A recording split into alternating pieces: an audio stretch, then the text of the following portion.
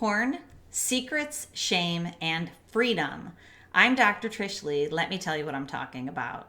In this video, we are going to discuss three things. Number one is we're going to talk about how pornography consumption leads to shame.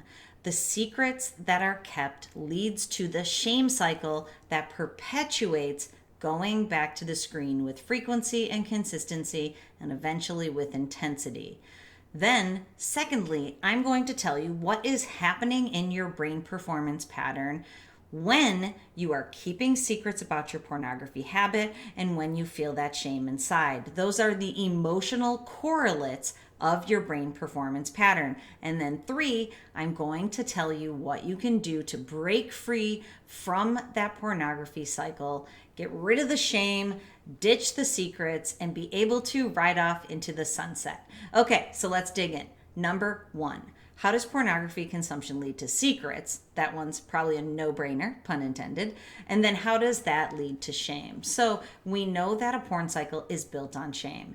And this video comes from a lot of people that I talked to this week because this seems to be a theme of the conversations that I've had, is that all the time spent on keeping the secrets around the ritual of a pornography habit, all the energy that's been expended at keeping that compartmentalized aspect of your life tucked away in a dark room, away from the people in your life, and how eventually that can lead to that dark room and isolated place becoming the only place that you want to be. This secret dark room where you go to, and you end up not going into real life because there's no dopamine there for you. There's no happiness. You forget what it's like to be in the real world and to be able to glean the neurotransmitter cocktail that you're looking for that leads to happiness and engagement and purpose in the world. So it comes from secrets. When you keep secrets, it creates guilt and shame. So the problem is with this cycle is, like every single ugly cycle and downward spiral, is that it feeds itself. So the way to get out of this cycle forever is to pattern interrupt it at the level of your brain. But you need to interrupt that pattern so that you don't keep doing the same old thing that you've been doing. So back to the conversations that I've been having with people. All the time, energy, and sometimes money spent on the ritualized experience of isolating yourself into that dark room and then covering it up. And I know that compartmentalization is a big word that people use when it comes to these secrets. You learn to compartmentalize it, and that way your moral congruency, your religious beliefs, your aspects of being a family person or a father or a son can be easily tucked away into the dark room because it's compartmentalized, you think.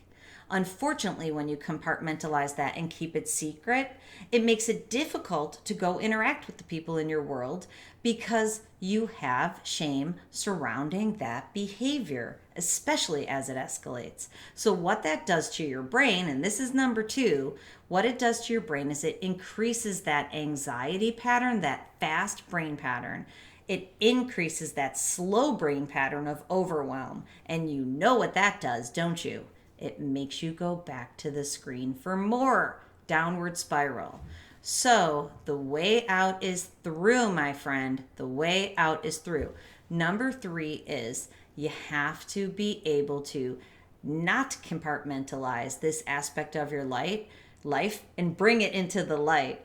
Bring it out and be able to look at it for what it is. It's a behavior in which you are isolating and you're moving away from the uncomfortable feelings and the discomforts in your life. So usually it's stressors or boredom, and it can be mood stuff too. But when you feel like something challenging is happening in your life, you just want to go into that dark room because it's been serving you. When you're bored, it's like, what to do? Go into that dark room. But unfortunately, it perpetuates the secrets, it perpetuates the shame, and it perpetuates the cycle. So you could let that secret out and tell someone. And I've talked to so many people this week, and I'm really proud of all of you. If you're watching this, all the people that I've discussed this with, where people have said, you've given me the courage and you've inspired me to tell my partner, to tell my close friend who is willing to help me, to tell my parents. Telling someone makes it real. It's not real when you have it compartmentalized in the dark room. When you share your struggle with someone, first of all, it's going to bring you closer. As long as they can handle that mentally and emotionally, not because of the magnitude, because some people's emotional maturity isn't there where they can support you. But when you tell that person the secrets are free, the shame actually dissipates. And someone said to me, I feel ashamed because I had a relapse. And you know what I'm going to say about that. Feel guilty. Guilt is I messed up, I tripped, I fell, I stumbled, I slipped. When you do that, you get yourself up, you dust yourself off. That is something that happened to you. It's not your identity. Shame is your identity. Shame is, I have a dark room where I go all the time and I don't tell anybody and I just want to be in that dark room all the time. That creates shame because that is linked to your identity, the person that you think you are. I'm here to tell you, you're not that person. That's a behavior, and behaviors can be changed through actions. So use this brain tip. Tell somebody in your world if you can. If not, tell anybody. Tell a professional, get a therapist, get a counselor, get a coach. Get it out of your brain and seek the help that you need to be able to move forward so that you can feel strong. You have to let the secrets go. And, I made a video about burning the bridges so that you can't go back. It's in line with that when you let the secrets out, the shame dissipates and you move towards freedom. Okay, if you want help on that journey, I have an awesome new website that's almost done for the nonprofit that I am creating, and I would absolutely love to help you out. So go on over to drtrishlee.com, see what programs I have there, and if any of them are a good fit, I'd love to be part of your journey.